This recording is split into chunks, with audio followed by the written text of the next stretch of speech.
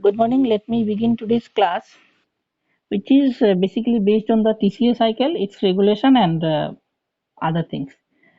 So, first we have just a recap of the previous thing. This is the TCA cycle, which is occurring inside the mitochondrial matrix, since this is the region which is providing all the enzymes necessary for this, as well as the aerobic condition is maintained there. So the initial product from which the TCA cycle is not the product which we are getting at the end of the glycolysis. What we are getting at the end of glycolysis, that is pyruvic acid. That pyruvic acid must be converted into acetyl CoA by some enzyme system, and then this acetyl CoA will begin the cycle. And it's going on in the cyclical form, not in the linear form like the glycolysis. So someone is there, and which one is the oxaloacetate, which connects with the acetyl CoA and forming the TCA cycle. Forming the citrate. So this is the end point where the this pathway is actually making it as a cycle, not a linear one. And what we are getting some GTPs, NADH or FADH or FADH2, which will give us energy when it will pass through the electron transport chain. So that is the TCA cycle. Now the one enzyme which is involved in the first step, that is the conversion of pyruvate to acetyl CoA in the mitochondrial matrix, that enzyme is a pyruvate dehydrogenase complex. This is not a single enzyme, this is a pyruvate dehydrogenase complex. So this enzyme system, also called the pyruvate dehydrogenase enzyme complex, which measures about 50 nanometer in diameter, and this is not a single one, and as I told that this is a complex, so it is actually having a three enzymes are there. The first enzyme, if the figure is it's not clear to, okay, I am analyzing the figure. The first one, there is three enzymes are there which is making it pyruvate dehydrogenase complex. So first one is the known as the enzyme 1, which is called pyruvate dehydrogenase. Its component carries TPP, that is thymine pyrophosphate, and as its prosthetic group, the pyruvate binds by its carbonyl group to the carbanion of its thymine pyrophosphate and gets decarboxylated to a hydroxyacetyl group. That is its function. Second enzyme is the dihydrolipoyl transferase, or the figure, this figure, same. Second enzyme is the dihydrolipoyl transacetylase. What is the enzyme? This is the second one. Its components from the core of the multi-enzyme complex. So this is present in the core of the that total three enzymes complex. This second one, E2, or the dihydroxylipoyl transacetylase, this bears a prosthetic group, a alpha lipoic acid covalently bound to the NH2 group of a lysine residue of the apoenzyme to constitute a lipoamide. That is the enzyme and its morphological structure. The third enzyme we have is the dihydrolipoyl dehydrogenase. Dihydrolipoyl dehydrogenase. That is the third enzyme which is present in the complex. Its component carries the FAD, flavin adenine dinucleotide, FAD, as its prosthetic group, which accepts reducing equivalence from the dihydrolipoamide, reoxidizing it to the lipoamide. That is its function, third enzyme. So the pyruvate dehydrogenase complex, which is responsible for the uh, conversion of pyruvate, the end product of glycolysis, to the acetyl CoA, is actually made up of these three enzymes. So it is known as the complex. What are these three enzymes? Pyruvate dehydrogenase, dihydrolipoyl transacetylase, and dihydrolipoyl dehydrogenase. These are the three enzymes. Next, we have the regulation of TCA cycle. What is the regulation, or how it is being regulated? One regulation is by regulating the pyruvate dehydrogenase complex. This is the first step. Otherwise, we will not get the acetyl CoA. So, first regulation lies in the regulating the pyruvate dehydrogenase complex. Look at there how the regulation, where the regulation is actually there. First regulation is from the conversion of pyruvate to acetyl CoA, number A. Second one is from the acetyl CoA to citrate, or from the acetyl CoA and oxaloacetic to citrate. That is the second regulation or the second pathway where it can be, this TCA cycle can be regulated. Third one, number C, is from isocitrate to alpha ketoglutarate. Fourth one is D, that is alpha ketoglutarate to succinyl CoA. Can you look the, I mean, have you uh, identified that all these regulations, all these regulatory pathways are present where there is that reaction is only a unidirectional reaction. Where there is a bidirectional reaction, that is from example citrate to isocitrate, this is a bidirectional. In both the way the reaction can proceed. But the regulation is lies on only on those reactions which are single directional, unidirectional. So that is the beauty of even every case. In case of the glycolysis also, the regulation lies only in those where the reaction is unidirectional, one directional, and one enzyme is involved. So first enzyme for the regulation is the pyruvate dehydrogenase complex, which is having actually, which is a sum total of 3 enzymes. So how it is regulated? Now the pyruvate dehydrogenase complex is regulated mainly by reversible phosphorylation as the and the dephosphorylation. Phosphorylation means what? Phosphorylation means addition of phosphate, and the dephosphorylation means removal of the phosphate. Now which enzyme is going to add the phosphate or phosphorylase? The kinase. Kinase is the enzyme which is responsible for addition of phosphate, or it is called as phosphorylation reaction. Second one is who is going to remove the phosphate, dephosphorylate the phosphate. That enzyme is called phosphatase. So phosphatase is the enzyme which is responsible for removal of phosphate, or the reaction is known as dephosphorylation reaction. Now look at the figure. The pyruvate dehydrogenase is phosphorylated by PDH kinase. PDH means pyruvate dehydrogenase complex kinase. Abbreviated form, short form. So kinase is converted. It is adding the ATP. The phosphate of third phosphate, alpha, beta, gamma phosphate. The third one is added.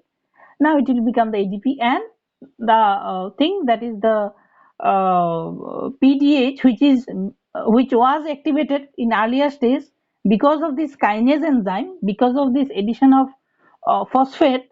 Now this PDH enzyme is being inactivated. Look at there. See, the PDH was activated.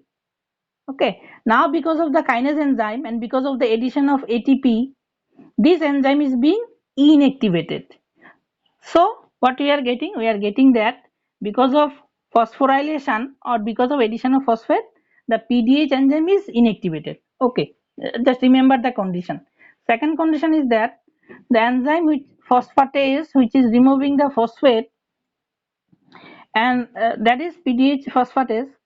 Because of removal of phosphate, the PDH enzyme which was inactivated earlier because of phosphatase activity or because of addition of removal of phosphate, now the PDH enzyme is activated, and because of this activated PDH enzyme, it is capable of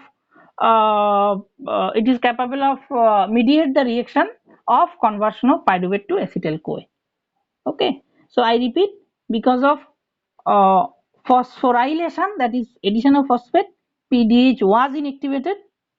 Because of dephosphorylation, that is removal of phosphate, PDH is activated.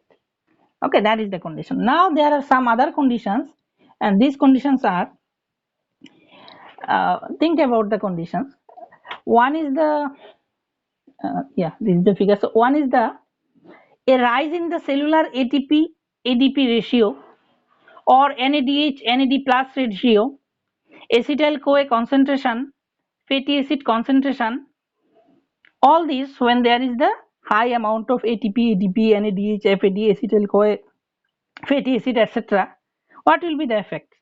These things activates the PDH kinase. What is PDH kinase? This will activate the PDH kinase. Just look at the figure. PDH kinase is the enzyme which is responsible for the inactivation of the enzyme. So when it needs to be inactivated, when the ATP, ADP, NADH, FADH, acetyl all are present in sufficient amount inside the cell. When all these are present in sufficient amount, no need to generate all these things. So how to stop? To stop the TCA cycle. So how to stop the TCA cycle? If you can somehow stop the pyruvate dehydrogenase complex. So the logic is that when there is the high ATP ADP ratio, NADH NAD plus ratio or acetyl CoA or fatty acid, they activate the PDH kinase enzyme allosterically. Allosterically means, if you can remember from previous classes also, allosterically means this, the PDH kinase is the allosteric enzyme which is having a allosteric site. Second site, not the active site, second site. So what does it mean, second site? Second site is a site where some other substance can bind. It may be a coenzyme, it may be it may be a cofactor, it may be a vitamin or metallic ion or something. So PDH kinase is an enzyme which is an allosteric enzyme. That means it is having a second site, and with that second site, either ATP, ADP, NADH, NAD plus acetyl CoA, this some of this can bind, and this can modulate the activity of PDH kinase. So when there is a high concentration of ATP, ADP, NADH, NAD plus acetyl CoA, fatty acid are there, that means the need is that, the necessity is that we no need to further increase all this concentration. So somehow to stop the TCA cycle. Now because of all these conditions, it activates the PDH kinase. Now look at the figure. Activation of PDH kinase causes the phosphorylation of the PDH into inactive PDH. So when the pyruvate dehydrogenase enzyme is inactivated, the result is that TCA cycle stops. TCA cycle stops means actually it is not needed since we are having sufficient amount of ATP, NADH and all these things. So therefore the cycle stops. One condition, one logic. Second one is that rise in the cellular concentration of NAD plus, coenzyme A and the AMP, all these things, I repeat, rise in the cellular concentration of NAD plus. I'll send you the study material, okay, don't worry. So rise in the cellular concentration of NAD plus, coenzyme A and the adenosine monophosphate AMP, this allosterically enhance the PDH kinase activity. Third condition is that NADH and acetyl CoA inhibits the PDH competitivity by occupying its NAD plus and coenzyme binding sites respectively. What is written? It is written that NADH and acetyl CoA, when it is sufficient amount in the cell, inside the cell mitochondria, it inhibits the PDH enzyme. If it will inactivate or inhibit, so TCA cycle is not going on, it will stop. So, and actually it is required to stop because we are having sufficient amount of NADH, acetyl CoA, etc. So no need to proceed TCA cycle further. Fourth condition is that increase in the cellular Ca plus 2 concentration, calcium concentration, mainly in the muscle. Increase in the muscular concentration. Since we know the muscle is a cell and muscle are having numerous mitochondria, so the TCA cycle is also going on in the muscle. So what is the picture in the muscle? Increase in the cellular calcium concentration in the muscle, which activates the PDH system. Now it activates. If the cellular concentration of calcium increases, now the PDH phosphatase enzyme is activated, and which makes inactive PDH to active PDH. Now because of active PDH, now the it will convert the pyruvate to acetyl CoA and the TCA cycle will run. Okay. Fifth condition is that if you are taking high fat diet, if you are taking diet which is having high fatty acid and glycerol, that is fats, this increases cellular acetyl CoA concentration in the cell. This acetyl CoA inhibits the ATP ADP transporter of the inner mitochondrial membrane to reduce the ATP outflow from the mitochondria to rise thereby the mitochondrial ATP-ADP ratio. This activates PDH kinase. That the condition is that let me explain in simple way. When you are taking high fat diet, because of high fat diet and their degradation, much number of acetyl CoA is being generated in the cell. Now the result is that this much concentration of acetyl CoA inhibits the transporter system which actually transports the ADP into the mitochondrial membrane. Inhibits. So because of inhibition of the transportation of ATP into the mitochondrial membrane, the ATP-ADP concentration is being increased in the mitochondria matrix. So as the ATP-ADP concentration is increases in the mitochondrial matrix, so we no need to further generation of ATP-ADP. So somehow ATP should be stopped. ATP generation should be stopped. TCA cycle should be stopped. How to stop? Actually, increase in excess amount of mitochondrial ADP-ATP ratio because of the blockage of the transporter which transport this ATP-ADP into the mitochondrial membrane. This condition activates the PDH kinase. PDH kinase, what is its role? It causes the activated PDH into inactivated PDH. So when the PDH is inactivated, TCA cycle stops. Next enzyme we have, I think it is citrate. Just let me check. Yeah. Next enzyme we have citrate synthase. Citrate synthase, where it is required? Citrate synthase is required from the conversion of acetyl CoA to citrate or oxaloacetate to citrate. That is the first step in the number one step in the TCA cycle. The enzyme is citrate synthase. Now the citrate synthase is activated by the rise in the concentration of its substrate, that is acetyl CoA and the oxaloacetate. This citrate synthase is competitively inhibited by its product citrate as also by a subsequent intermediate succinyl CoA. Next enzyme we have, that is in the step number second. What is the enzyme? The enzyme is, just let me check. The enzyme is I think alpha no, isocitrate dehydrogenase. Yeah, isocitrate dehydrogenase, which is involved in the conversion of isocitrate to oxalosuccinate. The enzyme is isocitrate dehydrogenase. What is its activity? It is activated by the rise in the intercellular concentration of calcium ions Ca+2 and of its substrate isocitrate. Either the increase in the isocitrate or increase in the concentration of Ca+2, the isocitrate dehydrogenase enzyme is being activated. How it is inhibited? This isocitrate dehydrogenase enzyme is inhibited by ATP or NADH. Further, ADP, adenosine diphosphate, is a strong allosteric activator of the isocitrate dehydrogenase. That means the ADP ADP is capable enough to bind to the second site, that is allosteric site of the enzyme isocitrate dehydrogenase, and thereby it can modulate the activity of the isocitrate dehydrogenase. The modulation may be two types: activation, inactivation. In this case, if ADP will bind, the isocitrate dehydrogenase will be activated. Fourth enzyme we have alpha ketoglutarate dehydrogenase.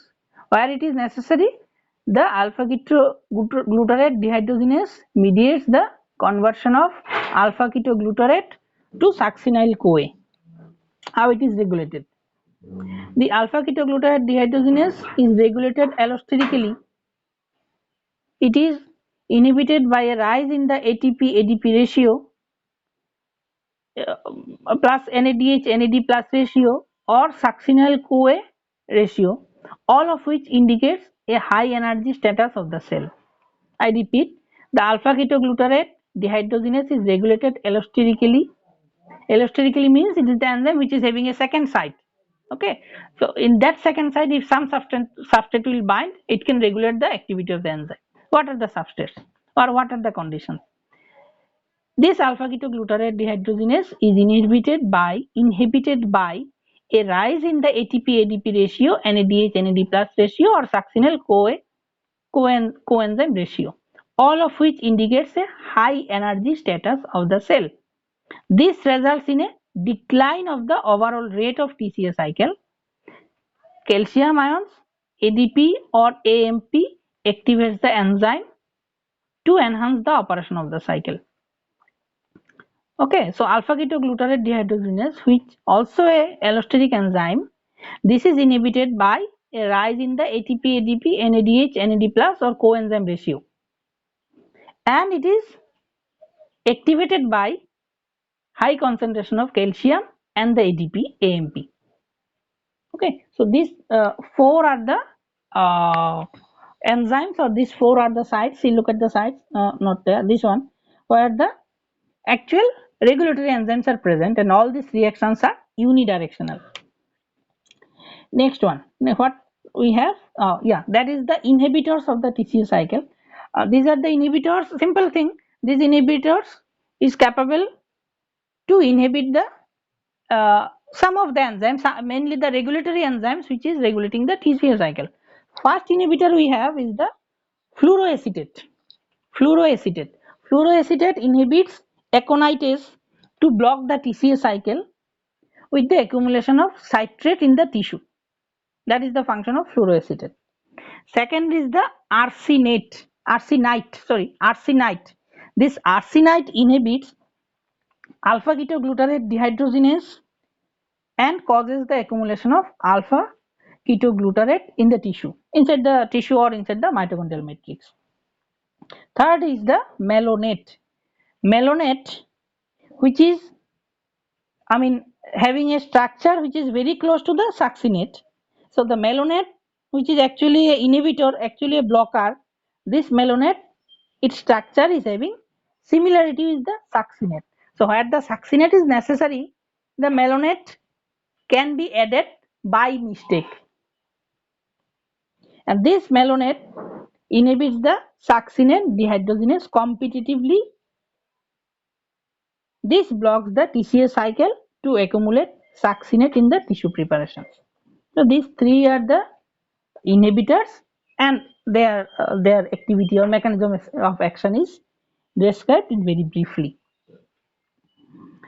The last one we have, all these are related to TCA cycle. The last one we have is the anaplerotic reactions or anaplerotic cycle or replenishing reactions. The anaplerotic means actually replenishing reactions.